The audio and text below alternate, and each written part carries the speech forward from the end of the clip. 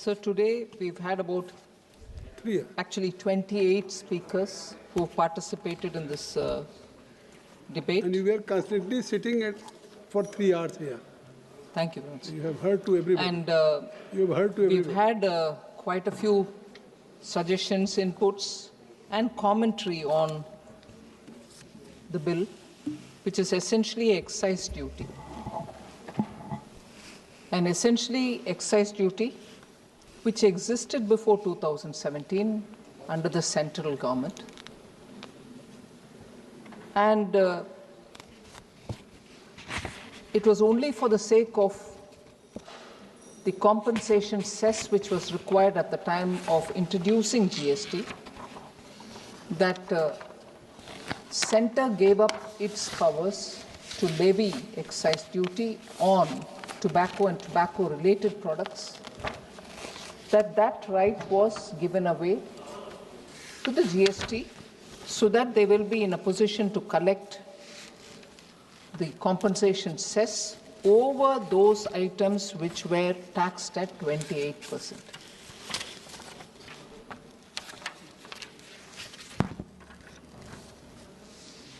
So that compensation cess was collected between 2017 till 2022, which is what I said at the time when I opened the debate in my opening remarks.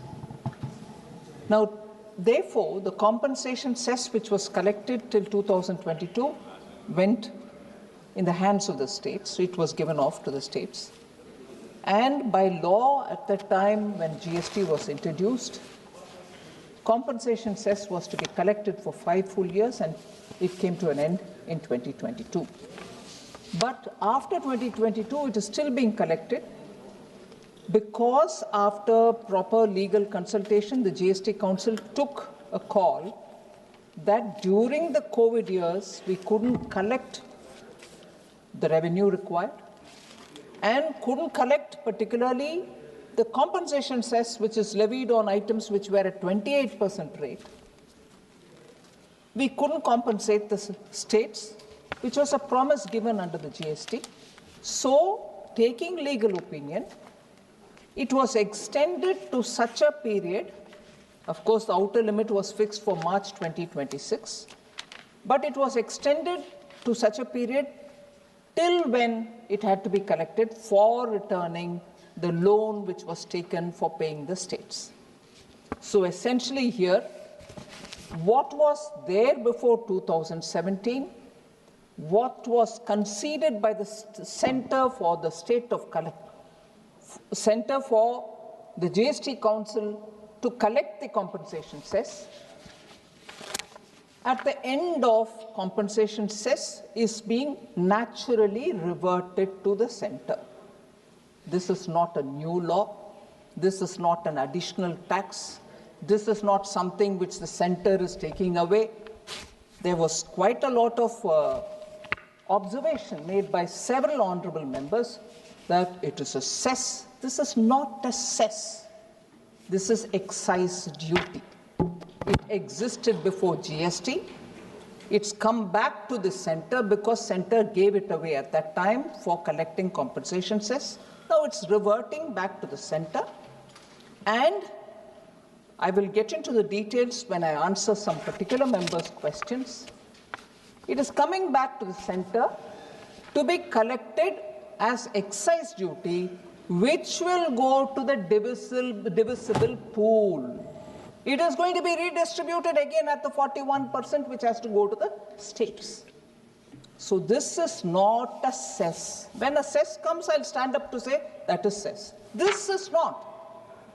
And I found quite a few honourable members talking about, oh, this is a cess, Centre is bringing it, it's going to take the revenue. No, please. I will stand up when I have a cess to talk about. But this is not the one. Sir, I just want to highlight the basic excise duty.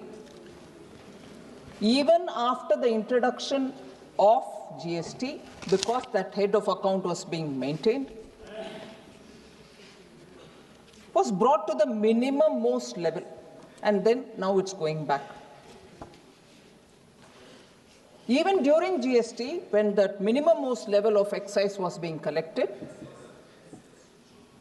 we collected only a token amount, which was 5 rupees for 1,000 sticks. And for most cigarette categories, it was 10 rupees per 1,000 sticks. Size variant are taken as consideration.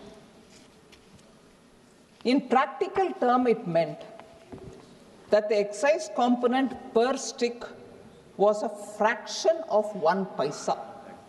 So we kept that nominal collection only all the while, even as the GST was collecting on cigarettes as compensation cess. By comparison, sir, pre-GST excise duty rates ranged from 1,585 to 2,850 rupees per 100 sticks for non-filter cigarettes and 1,585 to 4,170 per 100 sticks if they were filtered. So the point that I'm highlighting here is, during GST, it was just nominally kept, the account was kept alive, but collection was 5 rupees on 1,000 sticks, whereas prior to introduction of GST, it was 1,585 to 2,850 per 100 sticks, not even 1,000. So pre-GST rates were far higher and excise duty, and post-GST, because they were collecting as compensation cess, here it was nominally kept at 100 sticks for 1,500.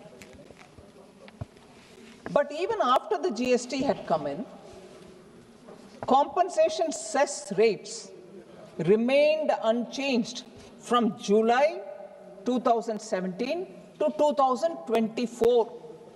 So I want to highlight the fact that even when compensation cess was introduced on these items, the rate remained the same from 2017 till 2024.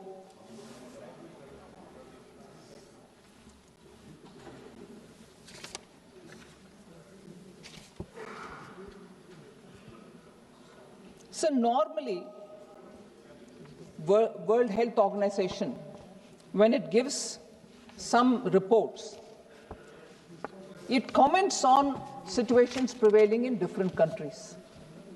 According to WHO, sir, there is a global tobacco control report which the WHO brings out. India did not revise specific cess rates even as the average retail prices of cigarettes rose at less than half the pace of the nominal income growth, was an observation made by the World Health Organization. And empirical data reinforce this fact. So the World Health Organization and the World Bank jointly track affordability index of tobacco products. Is it affordable, or in order to deter people from using cigarettes, have we kept it higher, is an indicator which the World Health Organization monitors. And for India, their comment has been, affordability has either stagnated or increased in the past decade. When affordability increases, it means the price is remaining low. So affordability has either stagnated or increased in the past decade, meaning cigarettes have not become more expensive related to the consumer's purchasing power. I'm stating what has happened since after the center gave away for the sake of compensation cess to the GST Council, until 24, no rate change has happened. Globally, more than 80 countries, sir, revise tobacco taxes annually, many using inflation indexing or multi-year excise schedules. I just named them: Australia, New Zealand, where Australia is at about 12.5 annually. Automatically, based on CPI, it changes. New Zealand, 10%, Philippines, Turkey, South Africa have also constantly linked it with inflation. EU member states do it, maintain a minimum excise burden of 60% of weighted average price. Some may exceed and reach to 70, 75 also. So even in India, prior to GST rates, annually, rates on tobacco had been increased. So it's primarily health-related concern with which it had to be a deterrent. The price or the tax had to be a deterrent so that people don't get into that habit. But after the sunset of compensation cess, as I said, we are bringing back the excise duty which existed prior to GST. Now, certainly we don't want cigarettes to become affordable. So this is the sum and substance of this particular excise duty. India's total tax incidence on cigarettes is approximately 53%. 53% of the retail price, which is substantially lower than the World Health Organization, which is, I just mentioned all that earlier. And the World Health Organization benchmark is at 75%. I've already mentioned that some states, some countries do charge more. United Kingdom, Australia are well over 80 to 85%. So we do keep that benchmark which the WHO has highlighted. And the concerns of honorable MPs.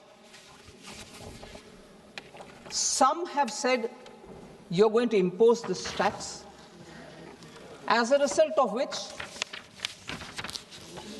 livelihoods are going to be affected because cigarettes or Bidis will become more expensive and those poor people who are rolling Bidis will be out of the job. I want to highlight some facts here, sir. I'll come to specifics and speak about specific concerns of members.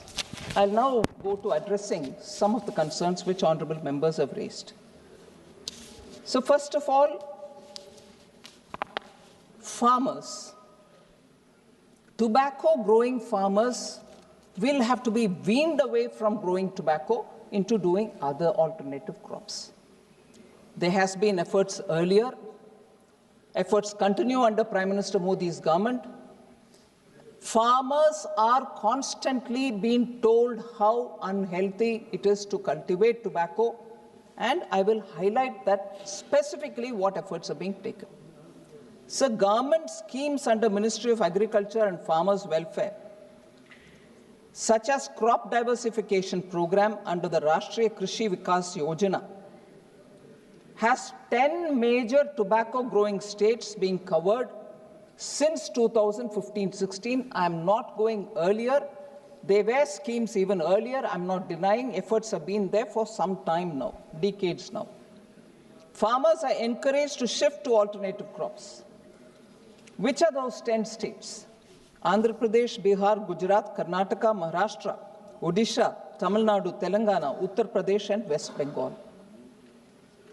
What's the progress of these crop diversification efforts? Over 1.12 lakh acres, that is about 45,325 hectares of land, shifted from tobacco to other crops between 2018 to 2021-22. What are the alternatives, sir? If it is partly irrigated area, they go for sugarcane, groundnut, oil palm, cotton, chili, maize, onion, pulses, and turmeric. In specific states, I like to highlight, Telangana has focused on weaning away the tobacco growers to grow Bengal gram and chilies. Odisha has moved them to vegetables growing and maize. Karnataka has moved from tobacco to soya bean and sugarcane. So there are efforts at crop diversification.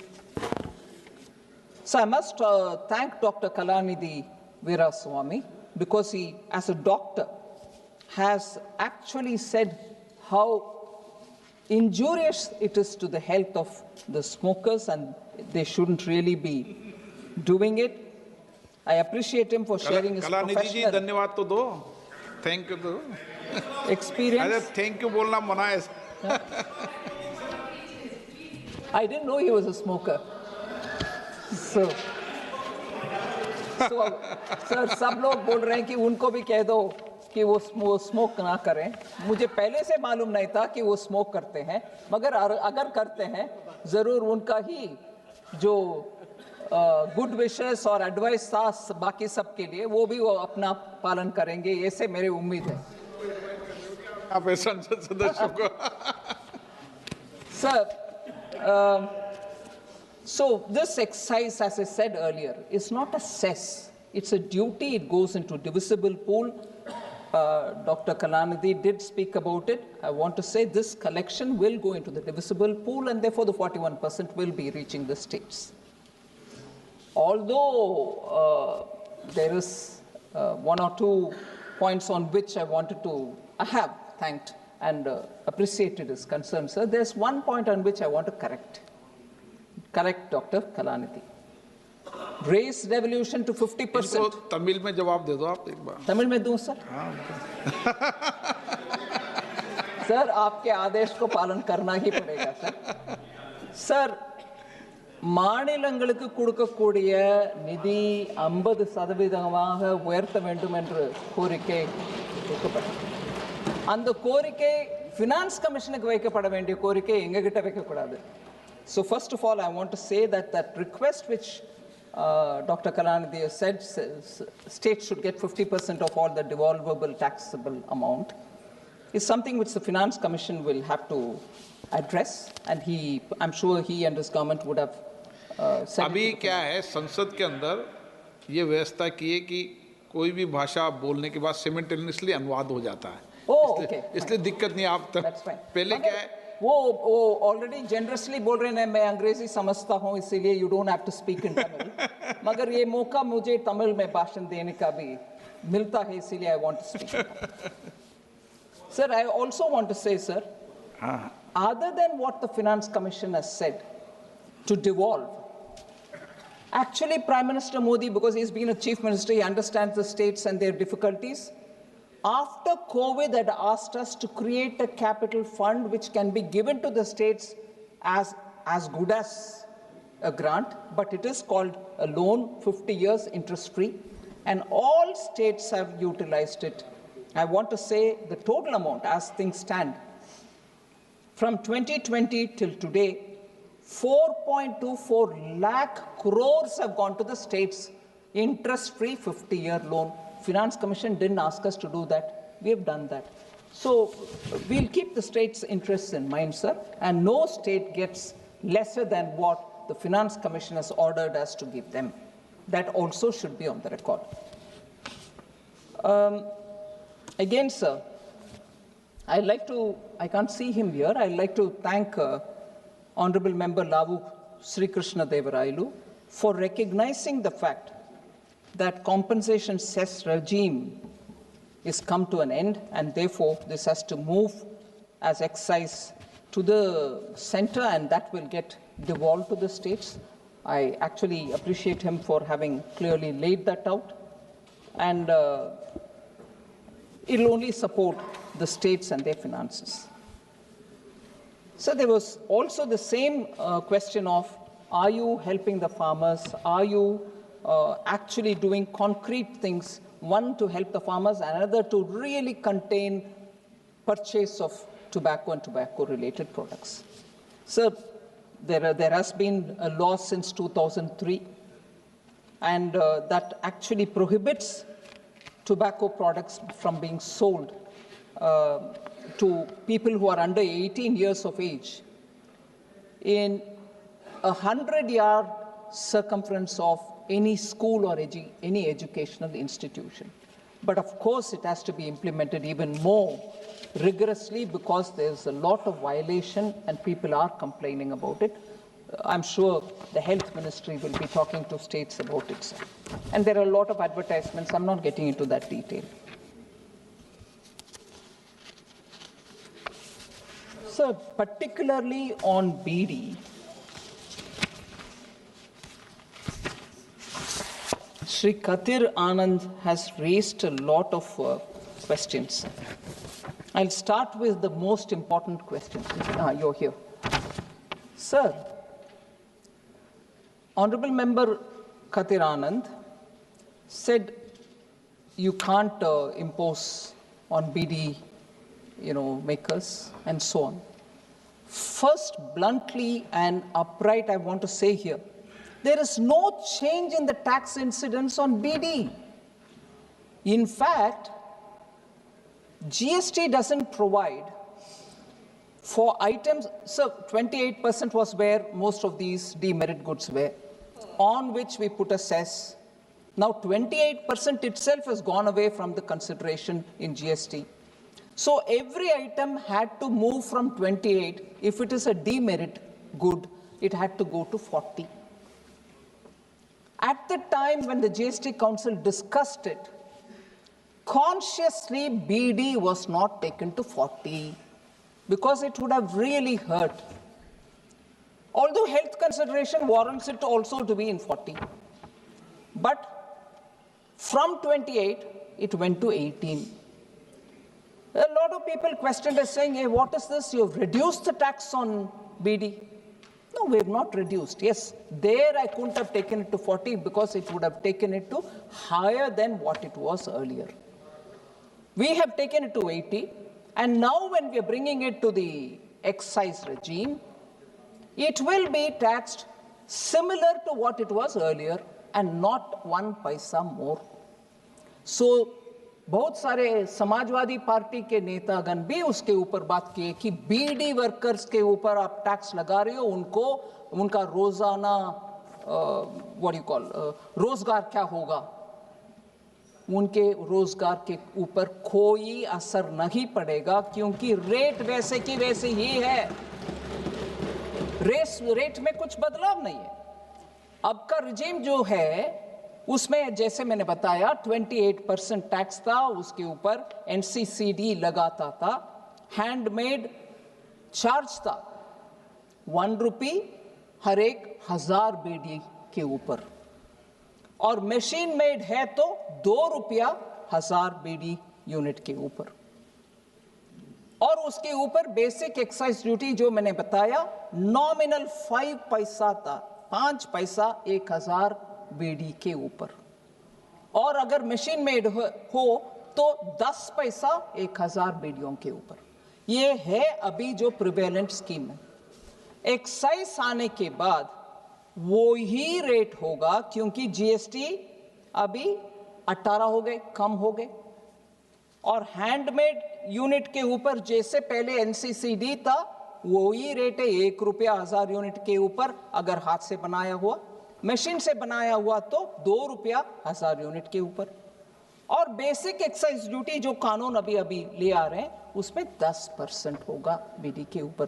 कुल मिलाकर के BD के ऊपर rate जो था पहले वही है, 1 पैसा, मैं रुपया नहीं बोल रही हूं, 1 पैसा का इंक्रीज भी नहीं है। इसीलिए रोजगार चले जाएगा, गरीब बीडी वर्कर नहीं जाएगा जी, कोई परिवर्तन नहीं है, रेट वैसे की वैसे।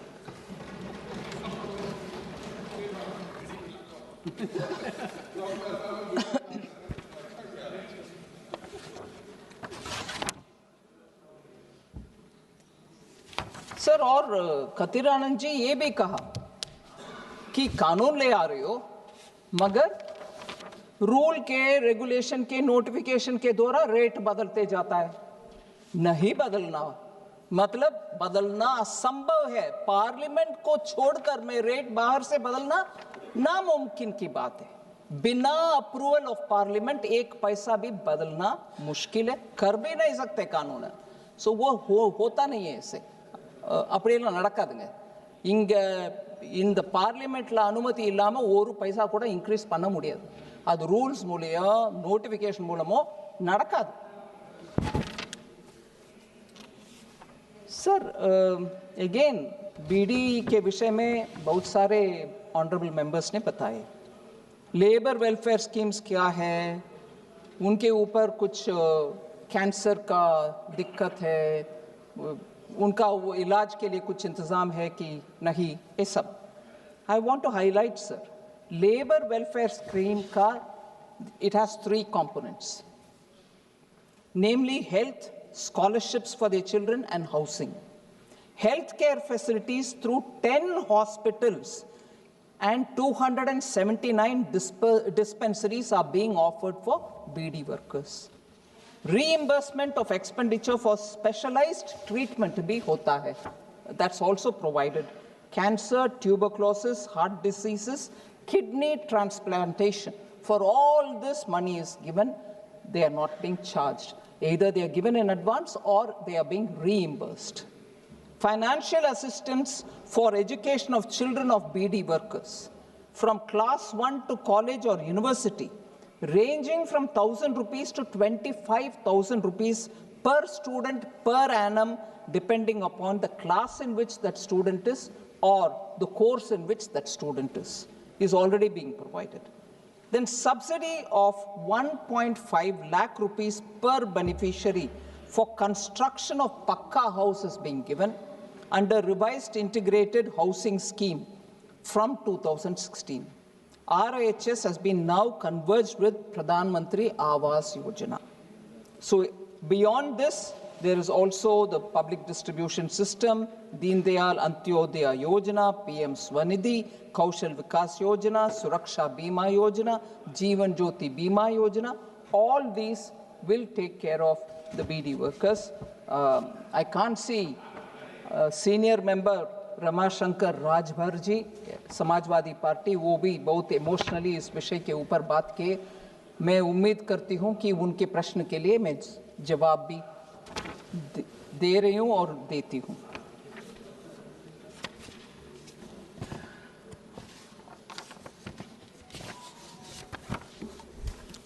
So Honorable Member Supriya Sule ji, she had raised this very important question in general about the excise, for which I think in the name of other members I've given an answer. Sir, in passing, but I think she meant it, Honorable Member raised this question about IMF and data issue. I would want to use this opportunity to explain that that debate was very ill-informed. IMF has actually said India's overall healthy economic performance is what the report concentrates on. Literally, most of the report focuses on it. But on the data ranking, I want to say, sir, IMF rates data quality from A till D. A, B, C, and D. They don't have the A+, A-, which happens in most universities. And A means data is adequate for surveillance. B means data has some shortcomings but is broadly adequate. C means data shortcomings could somewhat hamper surveillance. That's where we are put. And D, serious shortcomings that hamper surveillance. We are ranked C. The ratings are part of IMF report on Indian economy, which expects India's GDP growth to grow at 6.5% level in 25-26, the current year. Growth it recognizes in private consumption, macroeconomic stability, and also resilience of the Indian financial sector. They recognize it as key drivers of growth. They also recognize the inflation. They say it has been well below the RBI's tolerance band. The tolerance band is 2 to 6%. And they also say it is expected to be at 4.3% overall for this year. So, the point of content was the quality of data on which this C grade was given. What was a C grade for? The C grade is assigned to the data on national accounts, which covers data on GDP, consumption, income levels. And what was the reason behind C rating, sir? That the data is based on an outdated base year, which is 2011 to 2012, which is 2011 to 2012 is our base year till now. But Government of India is now changing that And from the next year, we will have a data base year as 2022 to 2023. And from 27th February 2026, this will come into execution. So we are living with data being collected based on the base year 2011-2012. It is because of that we are ranked C, not for anything else which the government, I heard some honorable member, I don't want to take their name, the language used was astonishing, sir. Said, manipulating through GST, data being, collected and misleading data is being provided. None of that. If my base year is old and it is 2011 and 12, and IMF thinks, what is this? Why wouldn't you want to collect it on something very recent? That is why Government of India, after doing intense consultation, has decided from 27th February, we will have the base year come closer to us, which is 22-23. If on that score, IMF says, I rank you C, oh my God, the debate was like, oh, Government of India's data is all bad. IMF has said the whole thing is C grade. Absolutely not. It was for that data base year being owned. It didn't question about the growth figures we've given. On the contrary, they've said you'll be growing at 6.5%. They've actually appreciated our inflation management. So it has to be circumscribed, sir. Also, the wholesale prices used instead of producer prices was also one comment. Mismatched production and expenditure approaches was another observation. So everything belongs to the data collection and keeping it to a base year which is old and outdated. That is which is getting us C grade. But overall, India was rated B on all other fronts, including inflation, government finance, external sector statistics, monetary and financial statistics, and intersectoral consistency. So the median rating that we've got is B. So I would like Supriya ji to be informed about that. Also, not a consolation, but just to put it on a context, many developing countries also have the same medium rating of B, example, China and Brazil. I'm not getting into the others.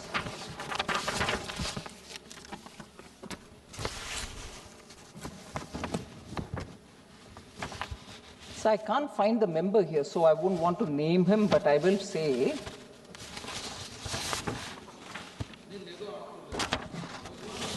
Honorable Member Sashikant Sendil, sir. Compensation cess was designed for 5 years, but it has been continued beyond it. I've explained the answer, but I want honorable members to please go into the facts before they observe something. Honorable members' observation go into the record. Compensation cess is a subject on which we have repeatedly spoken in this House. It was for 5 years. It was for the sake of giving it to the states. After 5 years, it will conclude. वो तो भारतीय प्रशासनिक सेवा के अधिकारी भी हैं पूर्व.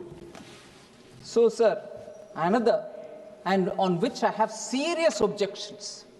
Another observation made by the honorable member was compensation cess being used to pay centre's own debt. Excuse me. Compensation cess was collected with the authority of the GST Council to pay the loan that was taken, to give a back-to-back arrangement for the state governments, for revenues that couldn't be collected during COVID. And on the date when the whole thing is going to get over, the GST Council is authorized, saying you can withdraw. In anticipation, we are coming up with this exercise. And that has been recorded in the GST Council. I can't believe a constitutional body where all the finance ministers from all states are sitting, and not until Honorable Member Sashikant Senthil says They would have allowed me to happily pay my debt, central government's debt, with that compensation cess amount. Are state finance ministers not powered enough to question me on that? And here is an honorable member telling us compensation cess being used to pay centre's own debt.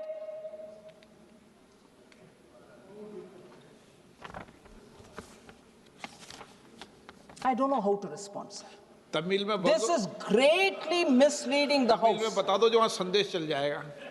Should I, sir? Tamil में बताओ जो संदेश चल जाएगा. Thank you very much, sir. மதிப்பிற்குரிய உறுப்பினர் சசிகாந்த் செந்தில் அவர்கள் compensation chess மூலமாக வரும் வருவாயை மத்திய அரசு, அது தமிழ்நாட்டில் ஒன்றிய அரசு, மத்திய அரசு தன்னுடைய கடனை தீர்ப்பதற்காக உபயோகிக்கிறது என்று சொன்னார். பார்லிமெண்ட் லாங்குவேஜில் அது ஒப்புதல் இருக்குமோ இல்லையோ, அப்பட்டமான பொய். அதான் அதுக்கு முன்னாடி நான் சொல்லிட்டேன், நீங்க சொல்றது முன்னாடி அது பார்லிமெண்ட்ல ஒப்புதல் இருக்குமோ இல்லையோ, இல்லைன்னா அதுக்கு மாத்திக்க வேற லாங்குவேஜ் போட்டுக்கோங்க. பொய் அது. நான் திருப்பி சொல்றேன் சார், आप चाहिए तो उसको हटा दीजिए, अनपार्लियामेंट्री है तो. ஆனா அது பொய் இல்ல. இப்பேற்பட்ட ஒரு ஆதாரமற்ற ஒரு குற்றச்சாட்டை இந்த பார்லிமெண்ட்ல சொல்றது அவதூறுக்கு சமானம். நீங்க நிக்கங்க வேணாங்கள, நான் திருப்பி சொல்வேன் sir. If it is unparliamentary, you may please remove, sir. You are the honorable speaker. मगर I will say it, क्योंकि ये मुझे लग रहा है जैसे वो आरोप मेरे ऊपर डाल दिया बेबुनियाद. मैं आरोप अभी लगा रहा हूं सर, ये जानबूझ करके बोला गया, ये गलत है. केंद्र सरकार कॉम्पनसेशन सेस को उपयोग करते हुए उनका ऋण क्लियर करता है. इसका मैं मानती हूं जीएसटी काउंसिल का अपमान है. जीएसटी काउंसिल में बैठे हुए वित्त मंत्रीगण को यह जानकारी नहीं होगा अगर मैं वैसे करती हूं. ये तमिलनाडु का एक सांसद बोलने का विषय में मुझे शर्मिंदा होना पड़ रहा है sir. Member of Parliament, Honorable Sashikant Senthil ji should please withdraw that statement. It was wrong. இது உண்மை இல்லை. பரவாயில்லைங்களா உங்களுக்கு? உண்மை இல்லை. நான் பொய்யன் சொல்றதை விட உண்மை இல்லைன்னு சொல்லிட்டேன், அசத்தியம். ஆனா அவர் இந்த ஆதாரமற்ற குற்றச்சாட்டை சொன்னதுனால ஆனரபிள் ஸ்பீக்கருக்கு நான் ஒரு விண்ணப்பம் வைக்கிறேன், அதை அவர் வித்ட்ரா பண்ணணும். அவர் சொன்ன அந்த லைனை வித்ட்ரா பண்ணா அவர் இங்க இல்ல, ஆனா definitely I am sure he is watching. वित्त मंत्री जी एक मिनट. नहीं, अभी टाइम है आपका, बहुत टाइम बहुत है. ये साइमल्टेनियसली जो आपको आ रही आवाज़ साथ में, जब तमिल में बोली तो आपको सारी लैंग्वेज में आ रही नहीं आ रही?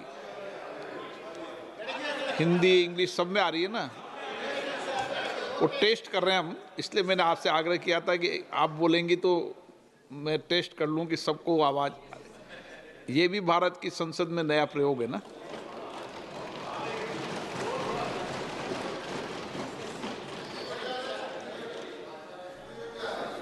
धन्यवाद sir.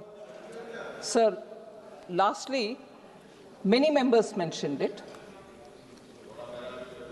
Vishal Dada Patil, I don't know if he's here, he also mentioned health and wellness have to be a good focus. According to NHA data, sir, 2014-15 and 2021-22, government health expenditure as percentage of GDP rose from 1.13% to 1.84%. Government health expenditures share of overall government spending also increased from 3.94% to 6.12%. So between 2014 to 2022, per capita health spending tripled from 1,108 to 3,169 per capita expenditure, sir. You also are aware, Ayushman Bharat program, 55 crore beneficiaries are taking benefit out of it. There have been over 9 crore hospital admissions, resulting in 1.3 lakh crore worth of free treatments. More than 16,000 Jan Aushadhi Kendras, now present in almost all the districts of the country, offer 50 to 90% cheaper medicines when compared to market rates. Mission Indradhanush has various phases. In it, 5.46 crore children and 1.32 pregnant women have benefited from the vaccinations against 12 diseases. This targeted initiative, sir, has contributed to a significant decline in the maternal mortality ratio from 130 per lakh live births in 2014-16 to 80 in 2020. So in the last 11 years, sir, the government has approved or established new aims across several states and set up many new medical colleges, including the first aims in the Northeast, located in Assam. MBBS seats have also increased to 1.18 lakh, and 74,000 PG seats have been added since 2014. So I think largely I have addressed all the issues raised by the honourable members, sir. I would appeal to all the members to kindly pass this.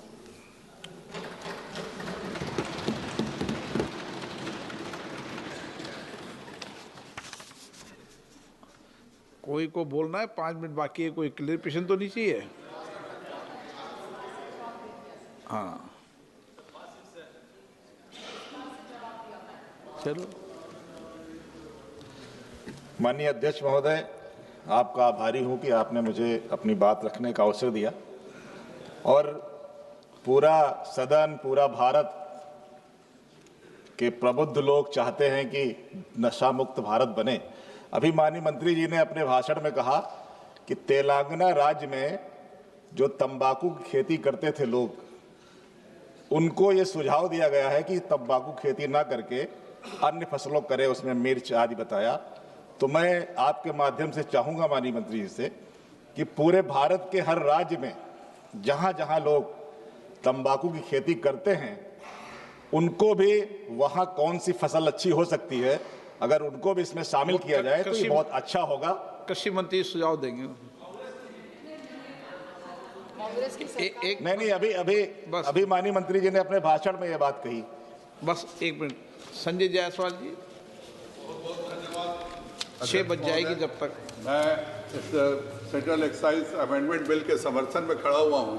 मैं बहुत बहुत धन्यवाद देता हूं भारत सरकार को कि GST 2.0 लगा करके उन्होंने इतनी सारी सुविधाएं दी आम जनता को कि इस बार दीपावली 22 सितंबर को एक नए स्तर पर बनी। लेकिन साथ में जो ये सिगरेट, तंबाकू, इस तरह के जो नशा हैं, जिनको लगातार डिस्करेज करने का काम यह सरकार कर रही है। जैसे उन्होंने सिगरेट के पर जो कैंसर पीड़ित है उनकी तस्वीर देके एक बहुत बड़ा क्रांतिकारी परिवर्तन किया। हम लोग जब युवा थे तो हर जगह सिगरेट की दुकानों पे भीड़ देखते थे, आज बिल्कुल देखने को नहीं मिलती है। उसी प्रकार यह जो सेंट्रल एक्साइज का अलग से फैसला है कि इस पर टैक्स बढ़ाया जाए और इसको महंगा किया जाए जिससे कि आम व्यक्ति उसके तरफ आकर्षित नहीं हो, यह बहुत ही बढ़िया सरकार का फैसला है और इसका मैं पूर्ण समर्थन करता हूँ। ये स्वास्थ्य में आयुष्मान भारत के लिए भी बहुत अच्छा रहेगा। बहुत बहुत धन्यवाद। Doctor M.K. Vishnu Prasad.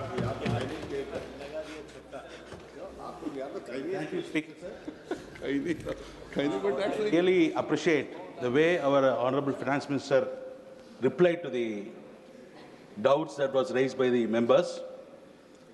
During her reply, she was mentioning about IMF data, which was based on 2012, 2013, 11 and 12. I stand corrected. And based on that, the gradation was given like A, B, C, D. She was crystal clear.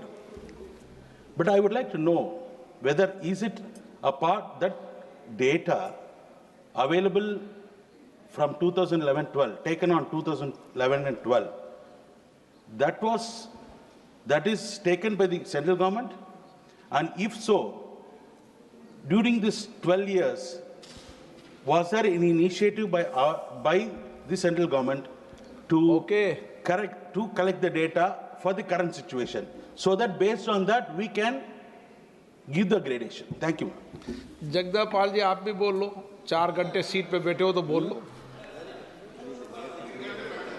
4 घंटे यहाँ बैठे थे ना। माननीय वित्त मंत्री जी को इस बात की बधाई दूंगा कि जो पूरा सदन इस बात के लिए चिंतित था, जो हमारे माननीय सदस्य प्रतिपक्ष के भी लोग कह रहे थे कि तंबाकू के नियंत्रण होना चाहिए या नशा मुक्त होना चाहिए, तो मैं कहना चाहता हूं कि आज का ये बिल जो है, ये जो 2003 में अटल बिहारी वाजपेयी जी ने COTPA कानून जो लागू किया था, जो cigarettes and other tobacco product act 2003 में, आज उसी विरासत को आगे बढ़ाने का काम किया है। इसके लिए मैं माननीय फाइनेंस मिनिस्टर को बहुत बहुत बधाई देता हूं। 2003 का मैं उदाहरण दे दूं कि 2003 में जो अटल बिहारी वाजपेयी जी का इसी सदन में कानून पारित हुआ था, उसमें सार्वजनिक स्थानों में धूम्रपान पर प्रतिबंध पहली बार लगाया गया था, और जिसका फर्क पड़ा, नाबालिग को तंबाकू के बिक्री पर रोक लगाया गया, स्कूल कॉलेजों से 100 मीटर के भीतर बिक्री निषिद्ध किया गया, विज्ञापनों पर रोक था। ये तो हो गया।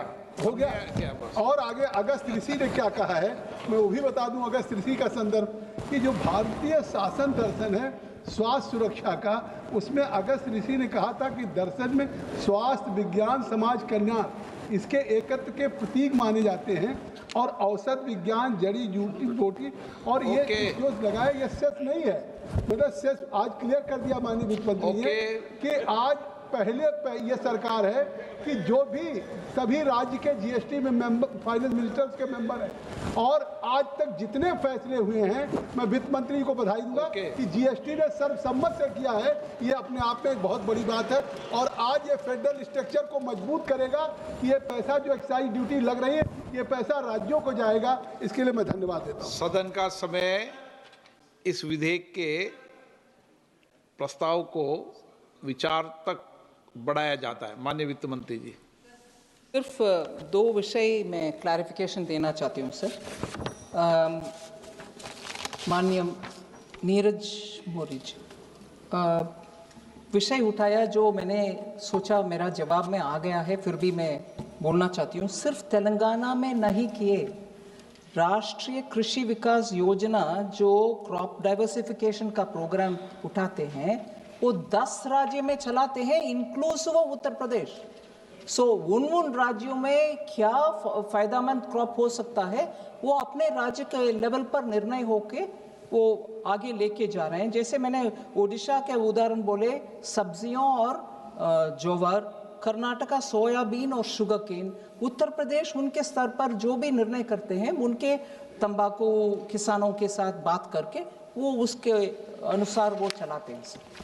Sir, this question was raised, saying data, since it's based on 2011-12, was any initiative taken on it?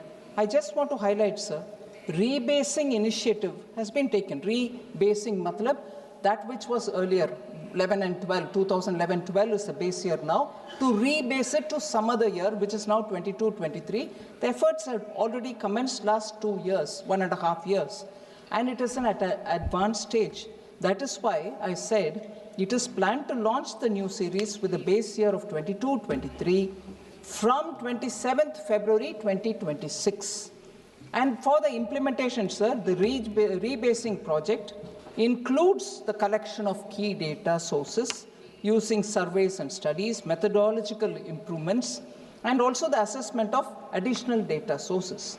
Various expert committees were formed, one for new data source, rate and ratios, methodological improvements, constant price estimates, and regional accounts are independently, the committees, independent committees, expert committees are looking into these aspects in specific.